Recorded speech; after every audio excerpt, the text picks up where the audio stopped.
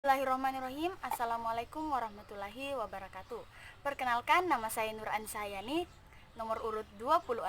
Sehubungan dengan tugas yang telah diberikan oleh ibu guru saya, yaitu Ibu Ngone, tentang pemaparan ikan hias. Sebelum itu saya bersekolah di UPT SMA Negeri 7 Wajo, kelas 11 IPA 3. Adapun ikan hias yang akan saya jelaskan pada kali ini yaitu ikan sapu-sapu. Ikan sapu-sapu adalah ikan air jenis tawar yang dimana dapat hidup di air jernih dan air yang kotor. Ikan ini bermula dari negara Amerika Serikat di dalam famili Loricariidae.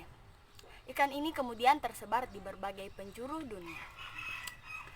Selanjutnya yaitu ciri-ciri dari ikan sapu-sapu. Ikan sapu-sapu dapat hidup di air yang jernih dan air yang kotor.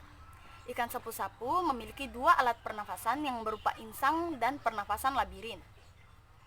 Pernafasan insang berfungsi untuk bernafas di air yang jernih, sedangkan pernafasan labirin berfungsi untuk bernafas di air yang keruh ataupun sekalipun air tersebut berupa lumpur. Selanjutnya yaitu ikan ini dapat bertumbuh hingga 30 cm. Ikan ini memiliki bibir yang berada di bawah, cenderung menyentuh dasar entah itu sungai, akuarium, kali, dan lain-lain. Mereka memiliki warna yang beraneka ragam serta motif yang beraneka ragam pula seperti warna kuning, coklat, hitam, dan motif yang beraneka ragam seperti garis-garis dan polkadot. Selanjutnya yaitu 3 manfaat dari ikan hias. Yang pertama yaitu sebagai pembersih akuarium. Dikatakan sebagai pembersih akuarium karena ikan ini menyukai memakan lumut, alga, kotoran, ataupun bangkai ikan kecil yang telah tenggelam di dasar akuarium tersebut.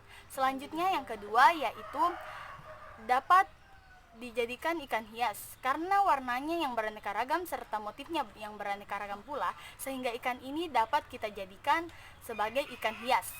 Selanjutnya yaitu sebagai peluang bisnis. Jadi ikan ini dapat dijadikan sebagai peluang bisnis karena ikan ini mudah didapatkan serta harganya yang lumayan mahal di pasaran. Selanjutnya yaitu dampak serta bahaya jika kita mengonsumsi ikan jika kita mengonsumsi ikan sapu-sapu itu dapat membahayakan bagi tubuh kita karena ikan sapu-sapu ini mengandung partikel-partikel yang berbahaya bagi tubuh, jadi sangat bahaya untuk tubuh. Adapun dampak dari mengonsumsi ikan sapu-sapu ini adalah kita akan merasakan gatal-gatal, bahkan anemia, kanker, kerusakan lapisan gigi, kerusakan lapisan tulang, kerusakan otak, dan masih banyak bahaya lagi yang jika kita mengonsumsinya akan berdampak pada diri kita. Selanjutnya yaitu 5 fakta unik tentang ikan sapu-sapu. Adapun 5 fakta unik tentang ikan sapu-sapu ini, yang pertama yaitu dikatakan sebagai ikan yang pemalas. Dikatakan sebagai ikan pemalas karena ikan ini hanya menghabiskan waktunya di dasar akuarium ataupun di dinding akuarium saja, tidak seperti dengan ikan hias lainnya yang mungkin berenang ke sana dan kemari. Selanjutnya yang kedua yaitu daya tahan tubuhnya kuat. Ikan ini dikatakan daya tahan tubuhnya kuat karena ikan ini mampu hidup di air yang meski air tersebut sudah tidak bersih lagi. Yang ketiga yaitu cinta damai. Jadi ikan ini sangat cocok untuk dipelihara di dalam akuarium bersama ikan yang lainnya karena ikan ini tidak mengganggu ikan lain. Akan tetapi ada satu jenis ikan sapu-sapu yang dapat membahayakan ikan-ikan lain yaitu common pleco. Yang keempat yaitu suka makan mentimun. Jadi teman-teman, bukan hanya kancil saja yang menyukai mentimun, akan tetapi ikan sapu-sapu ini juga menyukai mentimun. Ikan sapu-sapu ini merupakan hewan omnivora atau penyuka atau pemakan tumbuh-tumbuhan. Jadi ikan ini sangat menyukai tumbuh-tumbuhan, akan tetapi dia sangat menyukai mentimun. Tentunya setelah lumut dan alga. Dan yang terakhir yaitu memiliki kumis. Jadi kumis dari ikan sapu-sapu ini berfungsi untuk membedakan jenis kelamin dari ikan tersebut. Jika kumisnya panjang, maka ikan tersebut berjenis kelamin jantan. Sedangkan jika kumisnya tersebut pendek, berarti ikan tersebut berjenis kelamin betina. Selanjutnya yaitu contoh-contoh dari jenis-jenis ikan sapu-sapu dapat kalian lihat di samping kiri dan kanan saya. Ini jenis ikan sapu-sapu.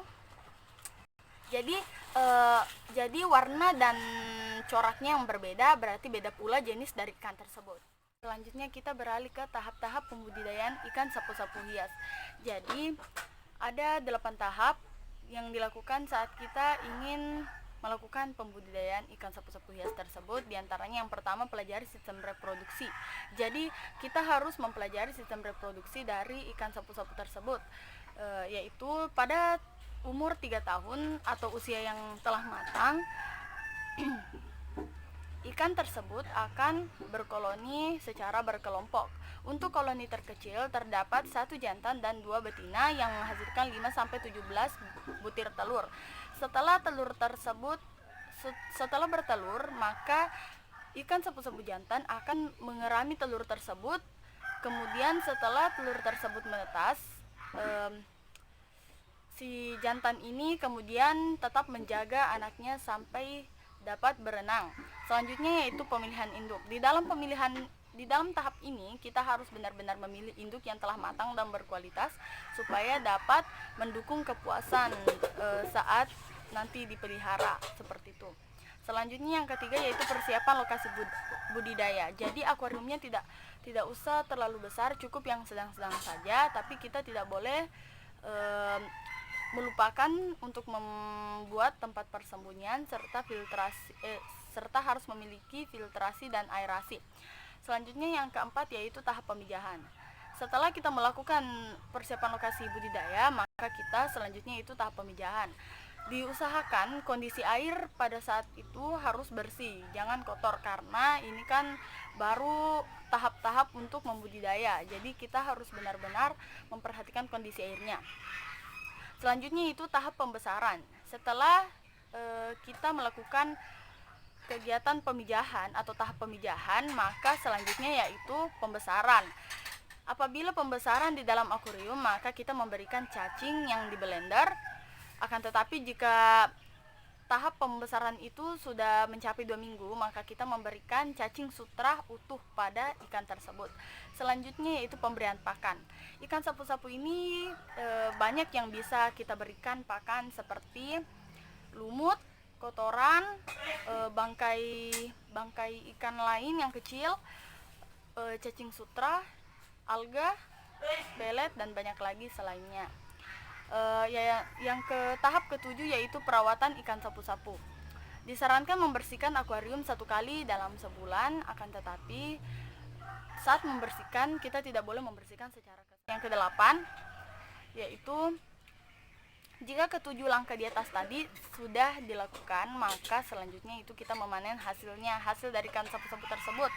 Jika tahap-tahap di atas, tahap-tahap sebelum tahap ke-8 ini sukses, maka dijamin ikan sapu-sapunya juga akan